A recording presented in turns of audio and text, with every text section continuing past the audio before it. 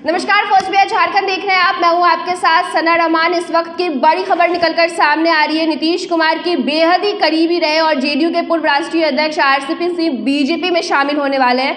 आपको बता दें कि दोपहर करीब 1:30-2 बजे वो दिल्ली स्थित बीजेपी कार्यालय जाएंगे और वहां पर बीजेपी की सदस्यता ग्रहण करेंगे। कई दिनों से ये चर्चाएं चल रही थी, जब से आरसीपी सिंह ने नीतीश कुमार से अपनी राह जुदा की। कई बार ये देखा गया है कि नीतीश कुमार के खिलाफ उन्होंने जमकर मोर्चा खोल रखा था। कई बड़े नेताओं से उनकी मुलाकात भी हो रही थी बीजेपी की।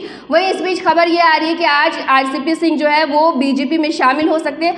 इस ज़्यादा जानकारी के लिए जुड़ेंगे हमारे सहयोगी तेज प्रताप, हमारे साथ मौजूद है। तेज प्रताप, ये चर्चाएं हो रही थी कि आरसीपी सिंह जो बीजेपी में शामिल हो सकते हैं, वहीं आज ये खबर आ रही है कि आरसीपी सिंह फाइनली बीजेपी का दामन थामने वाले हैं। जी बिल्कुल, आपने सही कहा कि ये चर्चाएं हो रही थी। उस वक्त से ये चर्चाएं तेज थी जब उन्होंने इस्तीफा दिया था।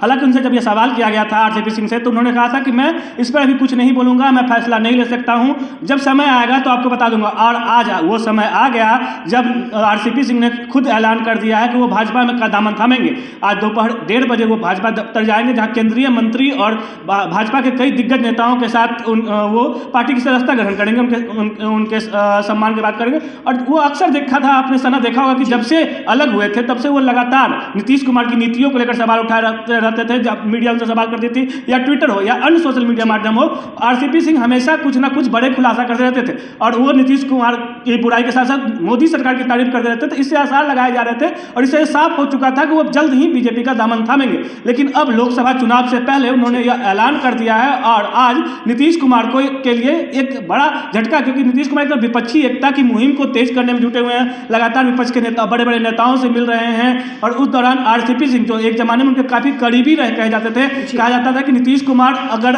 कुछ काम निर्णय लेते हैं, कोई बड़ा फैसला लेते हैं, तो बिना आरसीपी के सलाह के वो एक काम नहीं करते, क्योंकि लेफ्ट हैंड माने जाते थे आरसीपी सिंह। लेकिन पिछले दिनों जब उनसे मनमुटाव हुआ तो आरसीपी सिंह जो है अलग हो गए थे। वो कहा गया था कि आरसीपी सिंह से उनकी बातचीत कम हो गई थी और बीच में हालांकि कोशिश की गई कई बार उनसे मिलने। आपने देखा होगा दिल्ली जब थे तो दिल्ली गए थे नीतीश कुमार, उनसे मुलाकात भी हुई थी, लेकिन इस मुलाकात के बावजूद उनके नीतीश कुमार से बातचीत नहीं बन पाई। और कहा जाता है, ऐसा चर्चा है कि नीतीश कुमार उनको यह कहे थे कि आप जो है भाजपा से बात कीजिए। और उन्होंने जब केंद्र में मंत्री के लिए भेजा था तो ये चर्चा थी कि आप वहां जो है मोदी सरकार से हमारी जो थोड़ी सी दूरी है उसको कम करने की कोशिश करें। लेकिन ये वो चीज़ सफल नहीं हो पाया। जब उनके बाद उस राज्यसभा की जब सदस्यता खत्म हुई आरसीपी सिंह की, तो वापस से उसको राज्यसभा का सदस्य मनोनीत नहीं किया जदयू, उनके जगह पे किसी और को राज्यसभा का सदस्य मनोनीत किया गया, जिसके कारण उनकी सदस्यता खत्म हो गई और केंद्रीय मंत्री का जो पद मिला था वो पद भी चला गया। जिसके कुछ दिनों के बाद उन्होंने पार्टी से इस्तीफा भी दे दिया और उसके बाद इस्तीफा देने के साथ ही साथ उन्होंने कई बड़े खुलासे किए। अक्सर आपने देखा वो कहते रहते हैं कि नीतीश कुमार भुंजा पार्टी करते हैं, ये ऐसा चर्चा चलाते रहते थे। और कहा जाता था कि नीतीश कुमार जब वो कैबिनेट में मंत्री थे और जब आरसीपी सिंह जेडीयू के राष्ट्रीय अध्यक्ष थे तो बहुत सारा ऐसा निर्णय लिए थे और पार्टी को मजबूती प्रदान करने के लिए बहुत सारे बड़े फैसले भी लिए थे। लेकिन वहीं पे दूसरे जो नए राष्ट्रीय अध्यक्ष बने ललन सिंह, उन्होंने ये कहा कि नहीं, आरसीपी सिंह जब से हमारे पार्टी के राष्ट्रीय अध्यक्ष थे तो पार्टी कमजोर हुई है, पार्टी को कुछ भी फायदा नहीं हुआ था। जिसके बाद उन्होंने इस्तीफा दिया था और आरसीपी सिंह ने खुलासा किया था, कई बड़े खुलासे किए थे, कई उन्होंने मीडिया के सामने रखा था। जिस दिन इस्तीफा दिया था कई बड़े खुलासे किए थे। उन्होंने कहा था कि नीतीश कुमार के अब कहीं का नहीं, उनके पास एक दामन नहीं हुआ, एक मुखिया का चुनाव नहीं जीत सकते, एक राष्ट्रीय अध्यक्ष कह सकते हैं। सर जो पार्टी का राष्ट्रीय अध्यक्ष हो वो कह रहा हो कि नीतीश कुमार जो उनके कभी एक जमाने में भरोसेमंद होते थे, नीतीश कुमार के बारे में कहा जाता है कि नीतीश कुमार जब कैबिनेट में मंत्री थे तो इनके सेक्रेटरी थे आरसीपी सिंह, मतलब उनको जान, और वही जो देन था वहीं से दोस्ती शुरू हुई थी दोनों के बीच। और वही दोस्ती जो था उनका तोहफा दिया था नीतीश कुमार ने, उनको राजनीति में लाया था और राजनीति में लाने के बाद उनको एक वजूद, एक नई पहचान दी थी और केंद्रीय मंत्री भी बनवाया था। लेकिन जब ये सारी चीज़ों को आप एक अलग तरीके से देखेंगे तो यह भी कहा जाता है कि आरसीपी सिंह जो है जब उनसे थोड़ी मनमुटाव शुरू हुआ तो आरसीपी सिंह ने बहुत कोशिश की मनमुटाव को कम करने का, लेकिन वो फासला कम नहीं हुआ और फासला धीरे धीरे बढ़ता गया। और जब ये फासला बढ़ा तो फिर आज जो है वो बीजेपी से अलग।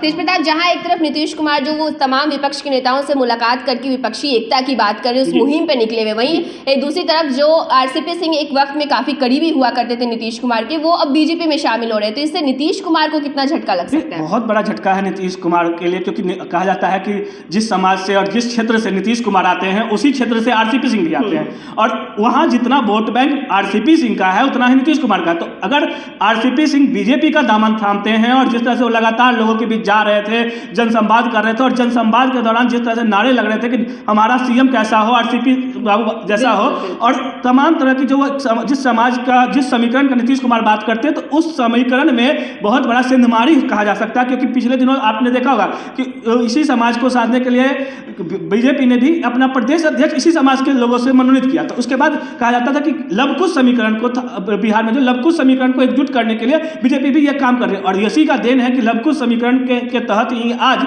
जो है आरसीपी सिंह को शामिल किया। तो एक तरह से जो लवकुश समीकरण की बात नीतीश कुमार करते हैं, उसी लवकुश समीकरण को साधने के लिए बीजेपी भी उन्हीं के समीकरण के तहत यह काम कर रही है। और अगर आरसीपी सिंह बीजेपी में शामिल हो रहे तो नीतीश कुमार के लिए यह एक बहुत बड़ा खतरा हो सकता है। क्योंकि पिछले दिन कुशवाहा ने भी, आप सुना होगा, उपेंद्र कुशवाहा दिल्ली गए थे और अमित शाह से मुलाकात किया था, और अमित शाह से जब मुलाकात कर वापस आए थे और बिहार में मीडिया से बातचीत करते उन्होंने कहा था कि मैं फैसला लूंगा, समय आएगा तो मैं आपको सारा चीज बताऊंगा, लेकिन कब लूंगा, क्या लूंगा, और ऐसा नहीं है कि मैं बीजेपी के साथ नहीं जा सकता, मुझे बीजेपी से कोई मनमुटाव नहीं। तो एक तरह से यह संदेश था कि वो भी जल्द ही बीजेपी में शामिल हो सकते हैं। और जिस तरह से आपको देख सकते चिराग पासवान की बात करें तो जितने छोटे छोटे दल हैं जो एक जमाने में बीजेपी के साथ होते थे, वो आज बीजेपी से अलग हुए हैं। तो लोकसभा चुनाव से पहले बीजेपी उन लोगों को एकजुट करने में जुटी हुई है। अगर एकजुट कर लेती है बीजेपी उन लोगों को, तो नीतीश कुमार का जो मिशन विपक्षी एकता है उसके लिए बहुत बड़ा झटका साबित हो सकता है। सुनाइए। जी, बहुत बहुत शुक्रिया तेज प्रताप हमसे जुड़ने के लिए। तो तमाम जानकारी हमारे सहयोगी ने आपको बताई कि जब